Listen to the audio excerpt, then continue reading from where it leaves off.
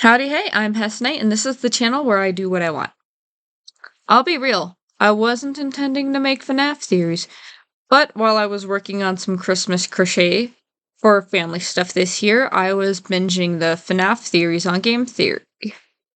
I've passively kept up with this series over the years, like, watched all of the Game Theory videos, occasionally would pop in see what Fnaf was theorizing, ID Fantasy, I've gotten more into it over the past year, but I never made theories of my own. Until this recent watch through.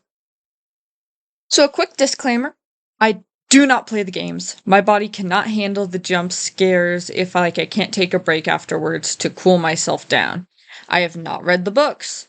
I'm thinking about getting them as audiobooks, but I have not read them myself. All my information comes from the internet, so things like Game Theory, Fnaf, ID Fantasy, Rytos, the Fnaf Theory Reddit. So, I do not have any primary sources, I only have secondary sources. So, I could very well be wrong. Okay.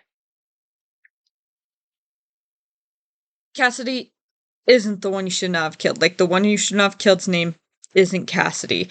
Cassidy is the name of the crying child. So, this script originally started out as crying child's name could be Ava. But while I was looking further into that, a photo came up and, I had a revelation.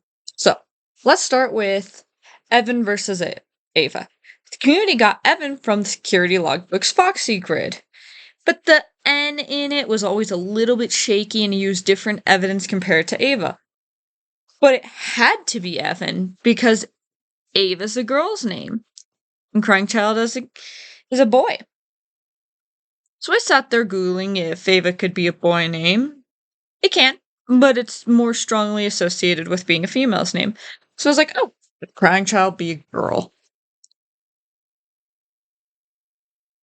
Then I had this epiphany while looking at the security logbook images.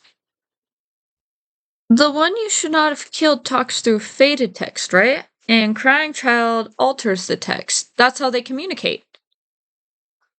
So, what if the word search is Crying Child answering, "What is your name?" Crying Child says his name is Cassidy, which is a more gender-neutral name. I mean, the book series Cassidy is also referenced as a girl, but Scott was wishy-washy with pronouns and genders for the first few games, so that means it would make more sense for this figure we assume to be a boy but could be a girl to have a more gender-neutral name. Then the word search is saying, "What is your name?" This is Cassidy / Crying Child's question to the one you should not have killed. The Foxy grid comes after this with a faded alphabet in it. This is the one you should not have killed's answers to Crying Child, aka Cassidy's question. It's a conversation.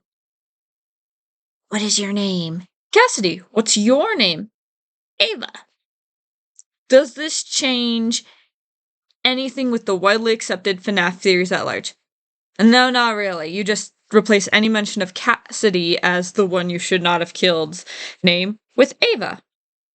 Now, I admit, there are some counterpoints with who we assume to be Cassidy in the logbook looking like a child named Cassidy in the novels. But Scott's trolled us with Jeremy multiple times, so. Other than that, Cassidy as Crying Child fits better. Am I saying this is 100% correct? No, but it's worth considering, especially when it turns a widely accepted fact on its head and could name characters we've had either the wrong name for or no name for.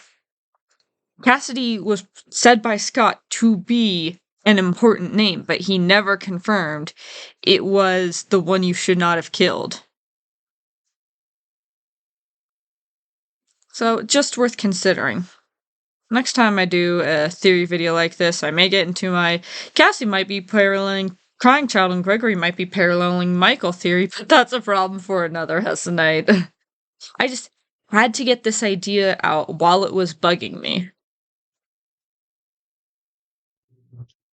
Anyways, have a good rest of your day, week, month, whatever, until I post next. I just couldn't not make this video after those revelations. Don't expect too many Fnaf theory videos from me. I am not a theorist. I'm a let's have fun headcanons type person.